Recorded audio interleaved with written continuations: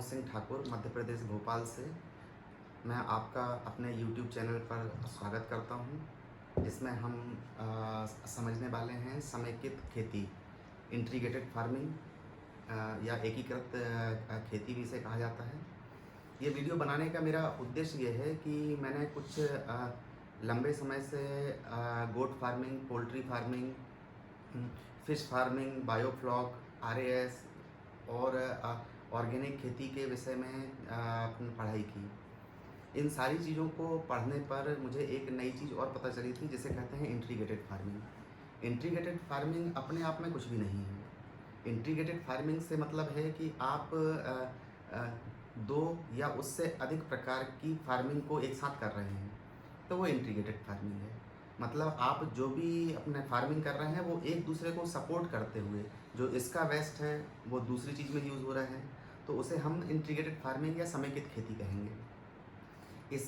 इसमें गोट्री के साथ पोल्ट्री हो सकता है, या फिर ऑर्गेनिक खेती के साथ दूसरी चीज़ें आप मिला सकते हैं।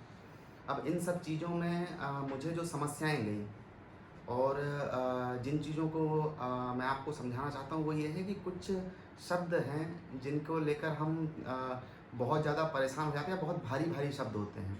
भारी शब्दों से मतलब है मेरा, जैसे हम सिरोही की बात करें या फिर कोटा की बात करें, सोजत की बात करें, ब्लैक बंगाल, ये सारे ब्रीड के जो नाम हैं ये एग्जैक्टली हम इसमें फिर होते हैं कि भाई हमें कोटा बकरी के विषय में बात कर रहे हैं, तो हमारा सबसे पहला सवाल होता है कि ये कहाँ मिलेगी, कैसे मिलेगी, इसकी क्वालिटीज़ क्या होती हैं। तो क्वालिटीज़ तक तो ठीक है, पर जैसे ही हम कोटा सुनते हैं तो हमें उससे क्या मतलब निकलता है। तो इस वजह से मैं बोलना चाहूँगा कि जैसे आप अपने कोटा नाम आया जैसे ही, तो कोटा से मतलब है कि कोटा के आसपास के क्षेत्र में जो बकरी मिलती है लोकल ब्रीड, वो कोटा है।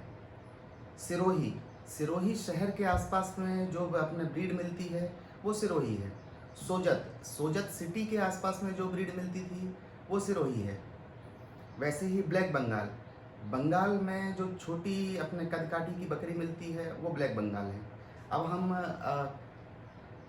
बात करें डेयरी की ओर जाएं हम, तो डेयरी में गिर गाय, गिर एरिया में, गुजरात के गिर एरिया में जो गाय मिलती है वो गिर कहलाती है। साहिवाल, साहिवाल पाकिस्तान का जो एरिया था वहाँ की जो लोकल ब्रीड थी वो साहिवाल थी। तो मेरे कहने का उद्देश्य ये है कि जो ऐसे शब्द हैं जिन्हें सुनकर हम बहुत ज़्यादा कंफ्यूज हो जाते हैं कि ये कौन सी ब्रीड है, बहुत ही उन्नत नस्ल है। दूसरी चीज़ मैं एक चीज़ और बोलना चाहूँगा कि कोटा, सोजत, सिरोही ये कोई बहुत स्पेशल ब्रीड्स नहीं है, बाहर से इंपोर्ट की हुई ब्रीड नहीं है। ये हमारे ही देश की लोकल ब्रीड है। लेकिन ये वो ब्रीड है जो हमारे यहाँ, जैसे मध्य प्रदेश का मैं रहने वाला हूँ, तो मध्य प्रदेश के लोकल एरिया में ये ब्रीड नहीं पाई जाती है। आप यदि कोटा में जाएंगे तो कोटा की जो लोकल बकरी है वो कोटा कहलाएगी, वहाँ के लोगों के लिए वो लोकल बकरी है। तो हम जब उसे यहाँ पालते हैं तो कोई बहुत अलग चीज़ नहीं है, पर हम एक अलग नस्ल यहाँ पालते हैं। तो आशा है कि आप लोग ये तो समझ ही चुके होंगे कि नाम में हमें बहुत ज़्यादा कंफ्यूज नहीं होना है। अब हम बात करते हैं कि क्रॉस ब्रीड, हाई ब्रीड, जो हमें बोला जाता है कि भाई ये क्रॉस ब्रीड है, ये हाई ब्रीड है, हमें ओरिजिनल ब्रीड चाहिए है। तो original breed, cross breed, high breed क्या है, तो उसके विषय में बता दें। ओरिजिनल ब्रीड वो है कि आपकी एक बहुत लंबे समय से जैविक रूप से एक जो ब्रीड चली आ रही है वो हमारी ओरिजिनल ब्रीड कहलाएगी। अब क्रॉस ब्रीड है, क्रॉस ब्रीड और हाई ब्रीड, इन दो शब्दों में हम बहुत ज़्यादा परेशान हो जाते हैं कि हम हाई ब्रीड है, क्रॉस ब्रीड है, तो क्रॉस ब्रीड क्या ओरिजिनल नहीं है। तो क्रॉस ब्रीड से मतलब ये होगा कि अब हम बकरियों पर ही जाएं हम, तो बकरी एक स्पेसिस है और ब्रीड है, तो ब्रीड एक कोटा है और एक सोजत है। अब कोटा और सोजत बकरी की ब्रीड को जब हम क्रॉस करवाते हैं तो एक जो नई नस्ल पैदा होती है, जिसमें कुछ लक्षण कोटा के होते हैं, कुछ लक्षण सिरोही के होते हैं। तो ये जो ब्रीड तैयार होगी ये क्रॉस ब्रीड है। और हाइब्रिड, हाइब्रिड से मतलब ये होता है कि यदि हम बहुत मोटे शब्दों में यदि उसको समझें तो ये है कि एक नेचुरल इन्वायरमेंट से हटकर हमने दो अलग अलग स्पीसीज की जो क्रॉसिंग करवाई है, उससे जो जनरेशन पैदा हुई है वो हाइब्रिड है। या फिर हम लैब में एक सिक्योर्ड माहौल में जब हम कोई पॉलिनेशन करवाते हैं या फिर प्रजनन करवाते हैं, उससे जो ब्रीड तैयार होती है वो हाइब्रिड है। अब हाइब्रिड और क्रॉस ब्रीड में दोनों में क्या फ़र्क होता है? तो ये होता है कि जो क्रॉस ब्रीड आपने जो आपने तैयार की है, वो नेचुरल तरीके से बच्चे पैदा कर सकती है, या फिर अपन खेती में जाएँ तो आपने यदि कोई क्रॉस ब्रीड तैयार करी है, तो वो फिर ओपन पॉलिनेशन में अपने दोबारा बीज तैयार कर सकती है।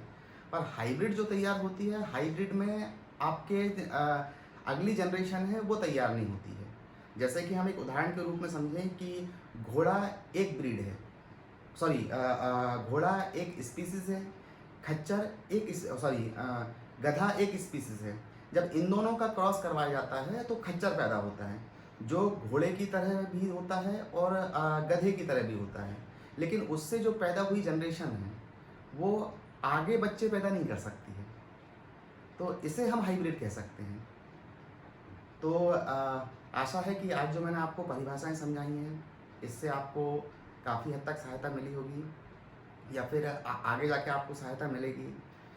और अब हम इसके बाद जो हमारा अगला एपिसोड होगा, उसमें इंटीग्रेटेड फार्मिंग के जो बहुत सारे पार्ट हैं अलग-अलग, जैसे goat farming, poultry farming, organic farming, fisheries, biofloc, रैस, इन सब चीज़ों को हम एक-एक अपने सेगमेंट पर एक-एक वीडियो तैयार करेंगे, और उसमें हम इन सारी चीज़ों को समझेंगे, और फिर हम समझेंगे कि जो फार्मिंग है उसके वेस्ट को, या फिर एक फार्मिंग जो है उसके जो बाय प्रोडक्ट्स हैं, उसको हम दूसरी चीज़ में किस तरीके से यूज़ कर सकते हैं।